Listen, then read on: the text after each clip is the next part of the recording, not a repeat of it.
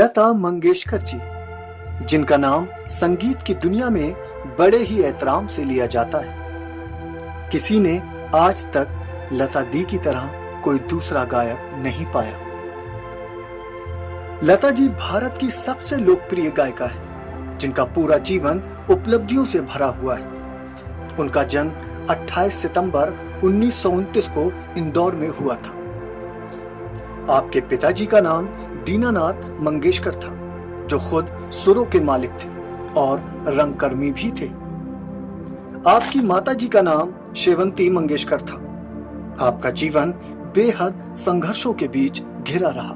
लता जी अब तक 20 से अधिक भाषा में और 30,000 से अधिक गाने गा चुकी हैं।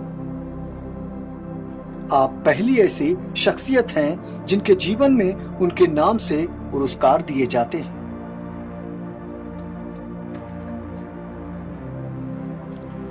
लेकिन अब लता जी ने अपने चाहने वालों के लिए एक आखिरी गाना गाया है। लता जी आज और कल हमेशा हमारे दिलों में रहेंगी।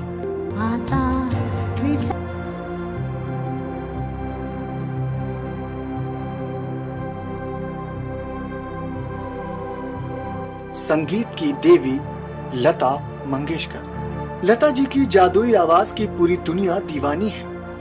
लता जी अपने परिवार की सबसे बड़ी बेटी थी। आपकी बहनें उषा मंगेशकर, मीना मंगेशकर और आशा भोसले। खास बात तो ये है कि सभी ने संगीत को अपना जीवन बनाया। लता जी के भाई हैं हृदय मंगेशकर। लता जी को संगीत विरासत में मिला, क्योंकि आपके पिता एक रंगमंच के कलाकार और गायक थे।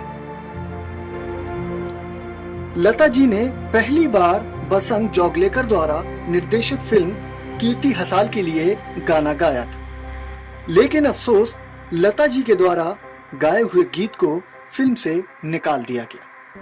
ये दिल दीवाना है, दिल तो दीवाना है, दीवाना दिल। लता जी को बचपन से ही संगीत से प्यार था और वो एक गायिका बनना चाहती थी।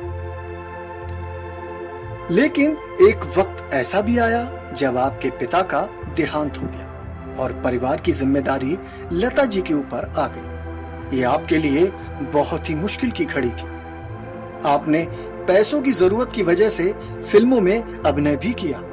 अभिनेत्री के रूप में आपकी पहली फिल्म मंगला गौर थी, जो 1942 में आई थी। इसके अलावा कई और फिल्मों में अभिनय किया, जिनमें मांझेवाल, चिमू कला संसार, गज भाऊ, बड़ी माँ और जीवन यात्रा फिल्में शामिल हैं।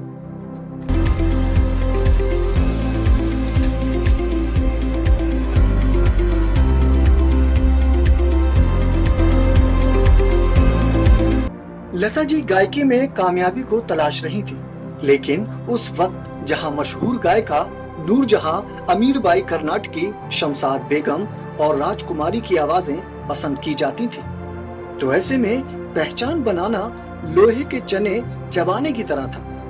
लेकिन जो वक्त तय कर देता है वो होकर रहता है।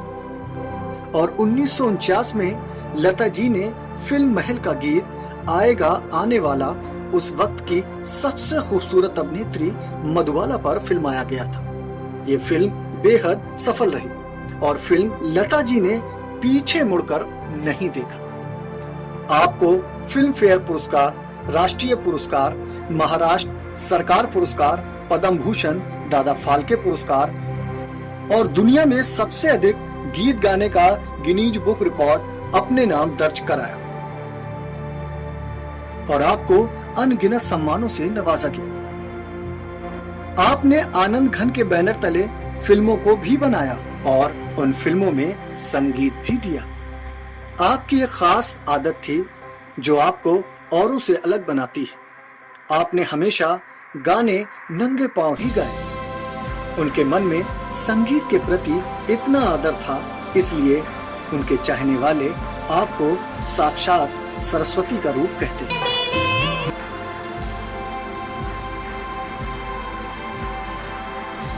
संगीत की देवी लता मंगेशकर।